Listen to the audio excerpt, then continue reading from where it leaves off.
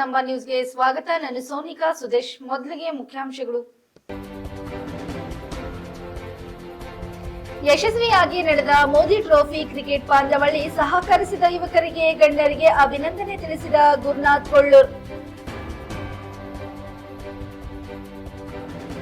ಗಂಗಾವತಿ ನಗರದ doctor B R Ambedkar ಮೂರ್ತಿಗೆ ಅವಮಾನ ಮಾಡಿರುವ ಘಟನೆಗೆ ವಿವಿಧ ದಲಿತ ಪರ ಸಂಘಟನೆ ಮುಖಂಡರ ಪ್ರತಿಭಟನೆ.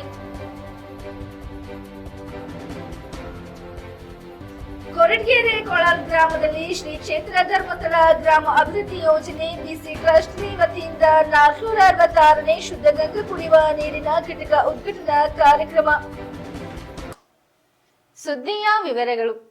ಭಾರತ ರತ್ನ ಮಾಜಿ ಪ್ರಧಾನಿ ಅಟಲ್ ಬಿಹಾರಿ ವಾಜಪೇಯಿ ಅವರ ಜನ್ಮದಿನದ ಪ್ರಯುಕ್ತ ಡಿಸೆಂಬರ್ 25ರಿಂದ 30ರವರೆಗೆ ಬೀದರ್ ಲೋಕಸಭೆಯ 8 ತಾಲೂಕುಗಳಲ್ಲಿ ನಡೆದ ಕ್ರಿಕೆಟ್ ಪಂದ್ಯಾವಳಿಯಲ್ಲಿ ಗೆದ್ದಿರುವ 11 ತಂಡಗಳಿಗೆ ನಗರದ ನೆಹರು ಕ್ರೀಡಾಂಗಣದಲ್ಲಿ ಹೊನ್ನು ಬೆಳಕಿನಲ್ಲಿ ನಡೆದ ಪಂದ್ಯಾವಳಿ ಯಶಸ್ವಿಯಾಗಿ ಜರುಗಿತು. ಜನವರಿ 6, 7 ಮತ್ತು 8ರಂದು ನಗರದತ್ತ ನಡೆದ ಪಂದ್ಯಾವಳಿಯಲ್ಲಿ ನಗರ ಸೇರಿದಂತೆ ಜಿಲ್ಲೆಯ ಗ್ರಾಮೀಣ ಭಾಗದ ಯುವಕರು, ಕ್ರಿಕೆಟ್ ಅಭಿಮಾನಿಗಳು ಭಾರಿ ಉತ್ಸಾಹದಿಂದ ಭಾಗವಹಿಸಿ ಮೈದಾನದಲ್ಲಿ ಆಡುವ ಕ್ರೀಡಾಪಟುಗಳಿಗೆ ಚಪ್ಪಾಳೆ, ಬ್ಯಾಂಡ್ ಬಾಜಾ ಬಾರಿಸಿ ಪ್ರೋತ್ಸಾಹ ನೀಡಿ ನಿಂತ ಸ್ಥಳದಲ್ಲಿ ಕುಣಿದು ಸಂಭ್ರಮಿಸಿದರು. ಈ ಸಂದರ್ಭದಲ್ಲಿ ಕ್ರಿಕೆಟ್ ಪಂದ್ಯ ಆಯೋಜಿಸಿರುವ ಅಟಲ್ ಬಿಹಾರಿ ವಾಜಪೇಯಿ ಫೌಂಡೇಶನ್ ಸಂಸ್ಥಾಪಕರು ಆದ ಬಿಜೆಪಿ ಮುಖಂಡ ಗುರುನಾಥ್ ಕೊಳ್ಳೂರ್ ಮಾಧ್ಯಮ ಪ್ರತಿನಿಧಿಗಳೊಂದಿಗೆ ಮಾತನಾಡಿ, ಕಲ್ಯಾಣ ಕರ್ನಾಟಕ ಭಾಗದಲ್ಲಿ ಪ್ರಪ್ರಥಮ ಬಾರಿ ಡೇ ನೈಟ್ ಹೊನ್ನಲು ಬೆಳಕಿನಲ್ಲಿ ನಡೆದಿರುವ ಪ್ರಪ್ರಥಮ ಪಂದ್ಯವಾಗಿದೆ ಎಂದರು. ಜಿಲ್ಲೆಯ ಎಲ್ಲಾ ತಾಲೂಕುಗಳಲ್ಲಿ ಸಹ ಏರ್ಪಡಿಸಿದ ಪಂದ್ಯಗಳಲ್ಲಿ ಯುವಕರು ಉತ್ಸಾಹ ಭರಿತರಾಗಿ ಭಾಗವಹಿಸಿದರು ಎಂದ ಅವರು,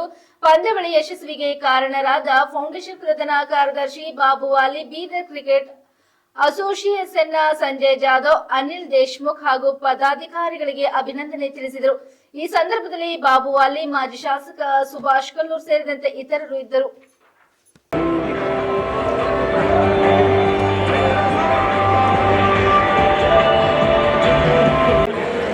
उसका मांग है जोरदार तालियों के लिए मुख्यमंत्री को सबके तरफ से जोरदार तालियों के स्वागत करें। अटल ट्रॉफी के फाइनल में हम आ चुके हैं।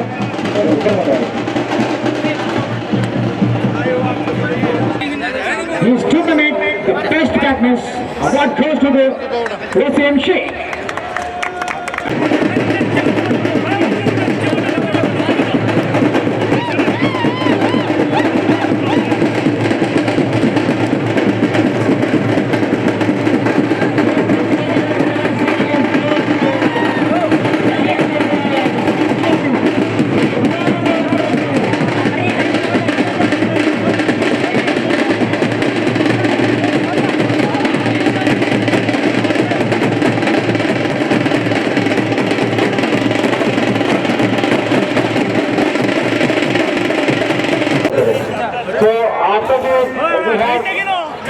Other congratulations for the participating team, my second captain, principally International Cricket Club, Peter South, community captain, Alam ke captain, Atal Bihari Vajpayee Foundation ವತಿಯಿಂದ ಬೀದರ್ನಲ್ಲಿ ಮೋದಿ ಟ್ರೋಫಿ ಕಲ್ಯಾಣ ಕರ್ನಾಟಕ ಇತಿಹಾಸದಲ್ಲಿ ಮೊಟ್ಟ ಮೊದಲಿಗೆ ಹೊನಲು ಬೆಳಕಿನ ಟೂರ್ನಮೆಂಟ್, ಮೊಟ್ಟ ಮೊದಲಿಗೆ ಈ ಟೂರ್ನಮೆಂಟ್ ಅನ್ನ ಆಯೋಜನೆ ಮಾಡಿದಂತ ಬೀದರ್ ಜಿಲ್ಲೆಯ ಹಿರಿಯರು, ಬಿಜೆಪಿಯ ಮುಖಂಡರು, ನನ್ನ ಆತ್ಮೀಯರು ಆದಂತ ಇಡೀ ಬೀದರ್ ಜಿಲ್ಲೆಯ ಪರವಾಗಿ ಇಂಥ ಒಂದು ಸುಸಜ್ಜಿತ ಟೂರ್ನಮೆಂಟ್ ಅನ್ನು ಆಯೋಜನೆ ಮಾಡಿದ್ದಾರಲ್ಲ ಈ ಬೀದರ್ ಜಿಲ್ಲೆ ಯುವಕರಿಗಾಗಿ ನಾನು 12ನೇ ಶತಮಾನದ ವಿಶ್ವಗುರು ಬಸವಣ್ಣನವರ ನೆಲದ ಸೇವಕ ಶಾಸಕನಾಗಿ ನಿಮಗೆ ತುಂಬ ಹೃದಯದ ಧನ್ಯವಾದಗಳನ್ನು ಹೇಳ್ತೇನೆ. ಬಂಧುಗಳೇ, ಮಹಾತ್ಮ ಗಾಂಧೀಜಿಯವರು ಈ ಭಾರತ ರಾಮರಾಜ್ಯ ಆಗಬೇಕು,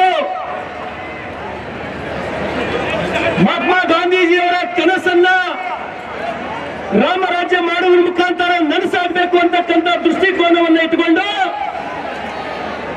ಈ ಜಗತ್ತು ಕಂಡಂತ ಮಹಾನ್ ಪುರುಷ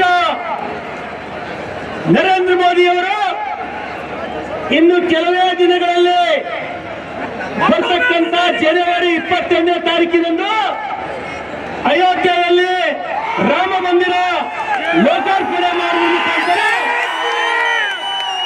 ಮತ್ತೆ ಈ ದೇಶ ರಾಮರಾಜ್ಯ ಮಾಡಲಿಕ್ಕೆ ಹೊರಟಿರೋದು ಬಹುತೇಕ 130 ಕೋಟಿ ಜನರಿಗೆ ಸಂತೋಷ ತರ್ತಕ್ಕಂಥ ವಿಚಾರ ಬಂದಿದ್ದಾರೆ. ಇವತ್ತಿನ ದಿವಸ cricket day and night match ನಡೀತಾ ಇದೆ. ಈ ಮ್ಯಾಚು 25 ತಾರೀಕಿನಿಂದ 30ನೇ ತಾರೀಕುವರೆಗೆ ಲೋಕಸಭಾ ಕ್ಷೇತ್ರದಲ್ಲಿ 8 ತಾಲೂಕದಲ್ಲಿ ಎಲ್ಲ ತಾಲೂಕದಲ್ಲಿ ಅವರು ಆಡಿ ಅಲ್ಲಿ ಯಾರ್ಯಾರು ಗೆದ್ದಿರ್ತಾರೋ ಆ ಟೀಮ್ಗಳು 11 ಟೀಮ್ ಇಲ್ಲಿಗೆ ಬೀದರ್ಗೆ ಆಡಲಿಕ್ಕೆ ಬಂದಿದ್ದಾರೆ. ಮತ್ತು ಆ ಟೀಮು 3 ದಿವಸ ಹಿಡಿದು ಈಗ ಕ್ವಾರ್ಟರ್ ಫೈನಲ್, ಸೆಮಿಫೈನಲ್, ಫೈನಲ್ 3 ದಿವಸ ಆಟ ಆಡಿ ಈಗ ಫೈನಲ್ ಮ್ಯಾಚಿಗೆ ಸೆಮಿಫೈನಲ್ ಮುಗಿದು ಫೈನಲ್ ಮ್ಯಾಚ್ ನಡೀತಾ ಇದೆ. ಈ ಒಂದು ನಮ್ಮ ಅಟಲ್ ಬಿಹಾರಿ ವಾಜಪೇಯಿ ಫೌಂಡೇಶನ್ ಸ್ಥಾಪನೆ ಮಾಡಿ ಒಂದು ಒಳ್ಳೆಯ ಉದ್ದೇಶಕ್ಕೋಸ್ಕರ ಒಂದು ಬೀದರ್ ಜಿಲ್ಲೆ ಜನತೆ ಏನಾದರೂ ಒಂದು ಒಳ್ಳೆಯ ಕೆಲಸ ಮಾಡೋಣ, ಒಂದು ಒಳ್ಳೆಯ ಸೇವೆ ಮಾಡೋಣ ಅಂತ ತಿಳ್ಕೊಂಡು ಒಳ್ಳೆಯ ಉದ್ದೇಶ ಇಟ್ಕೊಂಡು ಒಂದು ಎಲ್ಲ ತಾಲೂಕದಿಂದ ಇದರಲ್ಲಿ ಪದಾಧಿಕಾರಿಗಳಿದ್ದಾರೆ. ಆ ಒಂದು ಉದ್ದೇಶ ಇಟ್ಕೊಂಡು ಒಂದು ಫೌಂಡೇಶನ್ ಮಾಡಿದ್ರೆ ಮೊದಲನೇ ಕೆಲಸ ಬೀದರ್ ಯುವಕರದೊಂದು ಕ್ರಿಕೆಟ್ ಡೇ ಆ್ಯಂಡ್ ನೈಟ್ ಮಾಡಿಸ್ಬೇಕಂತಿತ್ತು. ಇದು ನಮ್ಮ ಕಲ್ಯಾಣ ಕರ್ನಾಟಕ ಭಾಗದಲ್ಲಿ ಇದು ಮೊಟ್ಟ ಮೊದಲು ಎಂದು ಡೇಯಲ್ಲಿ ಆಡಿದ್ದಾರೆ.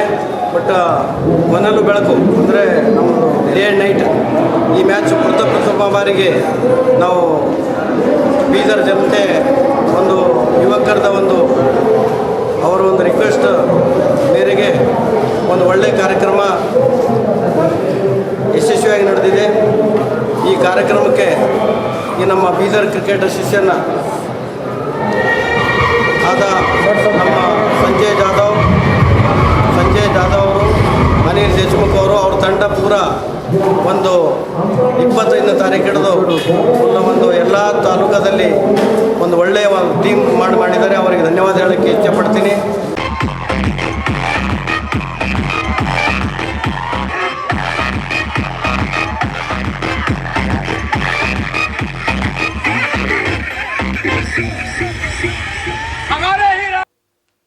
ಕೊಪ್ಪಳ ಜಿಲ್ಲೆಯ ಗಂಗಾವತಿ ನಗರದ ಡಾಕ್ಟರ್ ಬಿಆರ್ ಅಂಬೇಡ್ಕರ್ ಮೂರ್ತಿಗೆ ಅವಮಾನ ಮಾಡಿರುವ ಘಟನೆಗೆ ಸಂಬಂಧಿಸಿದ ವಿವಿಧ ದಲಿತ ಪರ ಸಂಘಟನೆ ಮುಖಂಡರು ಪ್ರತಿಭಟನೆ ನಡೆಸಿದರು.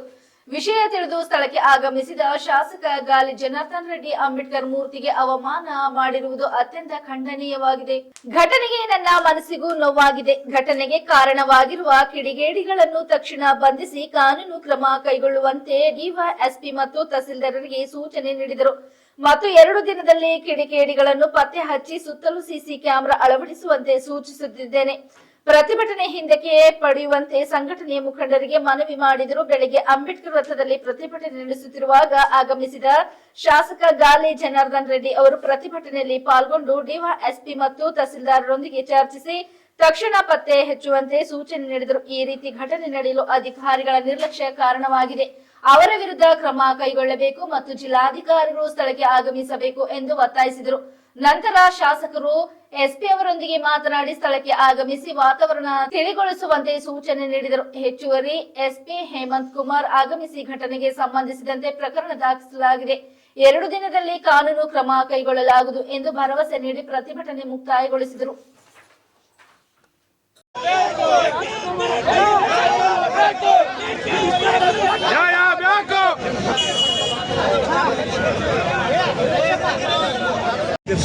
ಮಾತ್ರ ಅಲ್ಲ, 60 ಲಕ್ಷ ರೂಪಾಯಿದಲ್ಲಿ ಈಗಾಗಲೇ ಇಡೀ ಗಂಗಾವತಿ ನಗರದಲ್ಲಿ, ಯಾಕಂದರೆ ಇಲ್ಲಿ ಮೊದಲಿಂದ ಬಂದಿರುವಂಥ ಒಂದು ರಾಜಕಾರಣದಲ್ಲಿ ಬಹಳಷ್ಟು ಘಟನೆಗಳು ಆಗಿದೆ. ಹಾಗಾಗಿ ಇಡೀ ನಗರದಲ್ಲಿ ಸಂಪೂರ್ಣವಾಗಿ ಸಿಸಿ ಕ್ಯಾಮೆರಾಗಳನ್ನ ಅಳವಡಿಸೋದಕ್ಕೆ ಈಗಾಗಲೇ ನಾನು ಎಸ್ ಪಿ ಅವರಿಗೆ 3 ತಿಂಗಳ ಹಿಂದೆಯೇ 60 ಲಕ್ಷ ರೂಪಾಯಿ ಅಮೌಂಟ್ KKRTB ಫಂಡಲ್ಲಿ ಕೊಡೋದಕ್ಕೆ ಒಪ್ಪಿಗೆ ಆಗಿ ಈಗಾಗಲೇ ಅವರು ಆರ್ಡರ್ ಕೂಡ ಮಾಡಿದ್ದಾರೆ. ಹಾಗಾಗಿ 60 ಲಕ್ಷ ರೂಪಾಯಿದಲ್ಲಿ ಇಡೀ ಗಂಗಾವತಿ ನಗರದಲ್ಲಿ ಎಲ್ಲ ಪ್ರಮುಖ ಒಂದು ವಿಚಾರಗಳಲ್ಲಿ ಕೆಲಸ ಮಾಡ್ತಾ ಇದ್ದಾರೆ. ವಿಶೇಷವಾಗಿ ನಾನು ಅಂಬೇಡ್ಕರ್ ಮೂರ್ತಿಗೆ ಇಲ್ಲೇ ಅಲ್ಲ ಮತ್ತು ಇನ್ನೊಂದು ನಮ್ಮ ನಟಕಲ್ಲಿಯಲ್ಲಿ ಇವತ್ತೇನು ಅಂಬೇಡ್ಕರ್ ಮೂರ್ತಿ ನಾನು ಫಸ್ಟ್ ಗಂಗಾವತಿ ನಗರಕ್ಕೆ ಹೆಜ್ಜೆ ಇಟ್ಟಿದ ತಕ್ಷಣ ಅಂಬೇಡ್ಕರ್ ಮೂರ್ತಿಗೆ ನಾನು ಹಾರ ಹಾಕಿ ನನ್ನ ಚುನಾವಣಾ ಪ್ರಚಾರ ನಾನು ಪ್ರಾರಂಭ ಮಾಡಿದೆ. ಅದು ತಮಗೆಲ್ಲರಿಗೂ ನೆನಪಿದೆ. ಮೊದಲು ನಾನು ಅಂಬೇಡ್ಕರ್ ಸ್ಟ್ಯಾಚ್ಯೂಗೆ ನಾನು ಮಾಲೆ ಹಾಕಿದ್ದೆ. ಹಾಗಾಗಿ ಇವತ್ತು ಇದು ಸಿಸಿ ಕ್ಯಾಮೆರಾಗಳಲ್ಲಿ ಚೆಕ್ ಮಾಡಿ ಪೊಲೀಸರು ಕ್ರಮ ಕೈಗೊಳ್ಳೋ ಪ್ರಯತ್ನ ಮಾಡ್ತಾರೆ. ಯಾವುದೇ ಕಾರಣಕ್ಕೂ ಅವ್ರನ್ನ ಬಂಧನ ಮಾಡ್ಕೊಂಡು ಬಿಡೋ ಪ್ರಶ್ನೆನೇ ಇಲ್ಲ. ಅವ್ರಿಗೆ ಅಷ್ಟು ಬಂಧನ ಆಗ್ತಾರೆ. ಆಮೇಲೆ ಯಾಕಂದರೆ ಇವೆಲ್ಲ ಮೊಬೈಲ್ಗಳು ಕ್ಯಾಮೆರಾಗಳು ಇಟ್ಟಿದ್ದಾರೆ. ನಾನು ಏನು ಮಾಡಬೇಕು ಅಂತ ಅನ್ನೋದು ಮತ್ತೆ ನೀವು ಆರಾಮಾಗಿದೆ. ನೀವು ಯಾರು ಕೂಡ ನಿಮ್ಮ ಸಮಯ ವೃದ್ಧ ಮಾಡ್ಕೊಂಡು ಬೇಡ. ನಾವು ಫಸ್ಟು ಅಂಬೇಡ್ಕರ್ ಮೂರ್ತಿನ ಸ್ವಚ್ಛ ಮಾಡಿ ನಾವು ನೀಟಾಗಿ ಎಲ್ಲರೂ ಕೂಡ ಪೂಜೆ ಮಾಡಿ ಭಗವಂತನಿಗೆ ಯಾವ ರೀತಿ ಪೂಜೆ ಮಾಡ್ತೀವೋ ಆ ರೀತಿ ನಾವೆಲ್ಲರೂ ಸೇರಿ ಸ್ವಚ್ಛ ಮಾಡಿ ಪೂಜೆ ಮಾಡೋಣ. ಪೊಲೀಸರಿಗೆ ನಾವು ಜವಾಬ್ದಾರಿ ಕೊಟ್ಟು ಅವ್ರನ್ನ ಬಂಧನ ಮಾಡುವಂಥ ಒಂದು ಕೆಲಸಕ್ಕೆ ನಾನು ಹೇಳ್ತೀನಿ. ನಾನು ಇಲ್ಲೇ ಇರ್ತೀನಿ. ಕಂಪ್ಲೀಟ್ ಅವರು ಬಂಧನ ಆಗಿ ಎಲ್ಲ ಅದನ್ನು ಕ್ರಮ ಕೈಗೊಳ್ಳುವವರೆಗೂ ಕೂಡ ನಾನು ಗಂಗಾವತಿಯಲ್ಲಿ ನಾನು ಇರ್ತೀನಿ. ಯಾವುದೇ ಕಾರಣಕ್ಕೂ ಏನು ತಲೆ ಕೆಡಿಸ್ಕೊಳ್ಳೋದು ಬೇಕಾಗಿಲ್ಲ. ಫಸ್ಟು ಏನು ಆ ಕಿಡಿಗೇಡಿಗಳು ಮಾಡಿರೋಂಥ ವಿಚಾರದಲ್ಲಿ ಅದನ್ನು ಶುಭ್ರತೆ ಮಾಡಿ ನಾವು ನೀಟಾಗಿ ಪೂಜೆ ಮಾಡಿ ಆಮೇಲೆ ನಾವು ಮುಂದೆ ಪೊಲೀಸರಿಗೆ ನಾವು ಜವಾಬ್ದಾರಿ ಬಿಡೋಣ. ಆಮೇಲೆ ನನ್ನ ಕೆಲಸ ನನಗೆ ಬಿಡಿ, ನಾನು ಮಾಡ್ಕೊಡ್ತೀನಿ.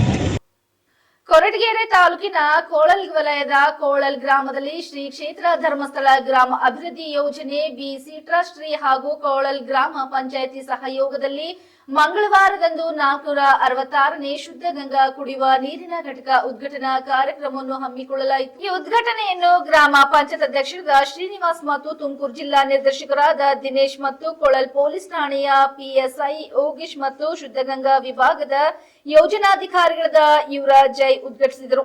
ಸಭಾ ಕಾರ್ಯಕ್ರಮ ಉದ್ಘಾಟನೆ ಕೊರಟಗೆರೆ ಯೋಜನಾಧಿಕಾರಿಗಳಾದ ಬಾಲಕೃಷ್ಣ ಹಾಗೂ ಮಾಜಿ ಅಧ್ಯಕ್ಷರಾದ ಮಹೇಶ್ ನಾಯಕ್ ಅವರಿಂದ ದೀಪ ಬೆಳಗಿಸಿದರು. ಈ ಸಂದರ್ಭದಲ್ಲಿ ಗ್ರಾಮ ಪಂಚಾಯತಿ ಸದಸ್ಯರಾದ ಗಾಯತ್ರಿ ಅವರು, ನರಸಿಂಹ ಮೂರ್ತಿ ಮತ್ತು ಮುತ್ತುರಾಜ್, ಹನುಮೇಶ್ ಕರಿಯಪ್ಪನವರು ಹಾಗೂ ತಾಂತ್ರಿಕ ಪ್ರಬಂಧಕರ ಮನೋಹರ್, ಶುದ್ಧಗಂಗಾ ಲೆಕ್ಕ ಪರಿಶೋಧಕರಾದ ಶಶಿಕಿರಣ್, ಶುದ್ಧಗಂಗಾ ಮೇಲ್ವಿಚಾರಕರು ವಿನೋದ್, ಟೆಕ್ನಿಷಿಯನ್ ಪವನ್, ಸೇವಾ ಪ್ರತಿನಿಧಿಗಳಾದ ಶಾಂತಮ್ಮ, ಅಭಿಲಾಷ, ಶಿಲ್ಪಾ ಮತ್ತು ಊರಿನ ಗಣ್ಯರು ಮತ್ತು ಗ್ರಾಮಸ್ಥರು, ಸಂಘದ ಸದಸ್ಯರ ಉಪಸ್ಥಿತಿಯಲ್ಲಿ ಕಾರ್ಯಕ್ರಮವನ್ನು ಯಶಸ್ವಿಗೊಳಿಸಲಾಯಿತು.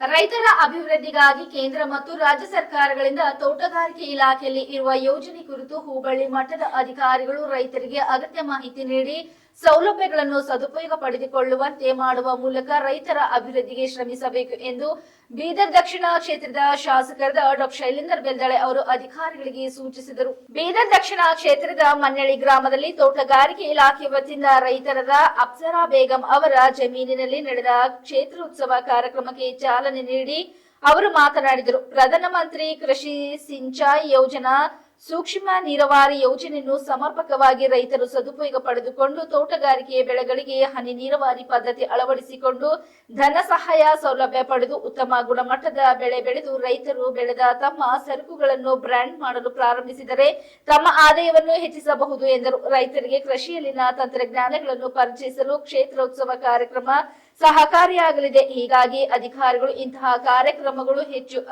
ಆಯೋಜಿಸಬೇಕು. ಈ ಸಂದರ್ಭದಲ್ಲಿ ಗ್ರಾಮ ಪಂಚಾಯತಿ ಅಧ್ಯಕ್ಷರಾದ ಕಾಶಿಬಾಯಿ ಬಕ್ಕಪ್ಪ, ಉಪಾಧ್ಯಕ್ಷರಾದ ಅಬ್ದುಲ್ ಸಮದ್, ತೋಟಗಾರಿಕೆ ಉಪನಿರ್ದೇಶಕರಾದ ವಿಶ್ವನಾಥ್ ಜಿಳ್ಳೆ, ಹಿರಿಯ ಸಹಾಯಕ ತೋಟಗಾರಿಕೆ ನಿರ್ದೇಶಕ ಸಚಿನ್, ಕೃಷಿ ವಿಜ್ಞಾನ ಕೇಂದ್ರ ವಿಜ್ಞಾನಿ ಮಲ್ಲಿಕಾರ್ಜುನ್ ನಿಂಗಳ್ಳಿ, ತೋಟಗಾರಿಕೆ ಪ್ರಾಧ್ಯಾಪಕರಾದ ಪ್ರವೀಣ್ ಜೋಳಗಿಕರ್, ಎಪಿಎಂಸಿ ಮಾಜಿ ಅಧ್ಯಕ್ಷರಾದ ಅನಿಲ್ ಪನ್ನಾಳೆ, ತಾಲೂಕಾ ಪಂಚಾಯತ್ ಮಾಜಿ ಸದಸ್ಯ ಚಂದ್ರಶೇಖರ್ ಮಡಕಿ, ಸುಂದರ್ ಸಿಂಗ, ಮೊಹಮ್ಮದ್ ಹಮೀದ್ ಹಾಗೂ ಸಹಾಯಕ ತೋಟಗಾರಿಕೆ ಅಧಿಕಾರಿಗಳು, ರೈತರು, ಗ್ರಾಮಸ್ಥರು ಮತ್ತಿತರರು ಉಪಸ್ಥಿತರಿದ್ದರು.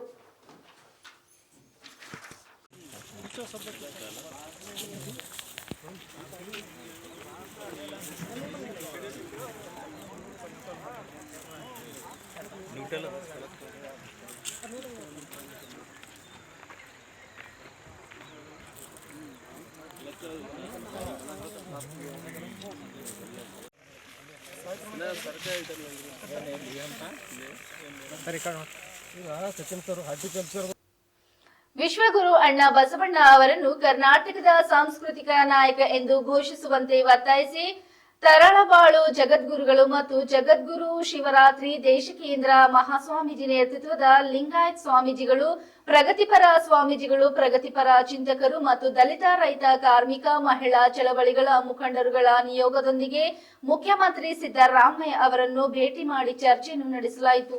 ನಿಯೋಗದ ಮನವಿಗೆ ಸ್ಪಂದಿಸಿದ ಮಾನ್ಯ ಮುಖ್ಯಮಂತ್ರಿಗಳು ಬಸವಣ್ಣನವರನ್ನು ಸಾಂಸ್ಕೃತಿಕ ನಾಯಕ ಅಥವಾ ರಾಯಭಾರಿಯನ್ನಾಗಿಸಬೇಕು ಎನ್ನುವ ಒಕ್ಕರಲ ಒತ್ತಾಯವನ್ನು ಗೌರವಿಸುತ್ತೇನೆ.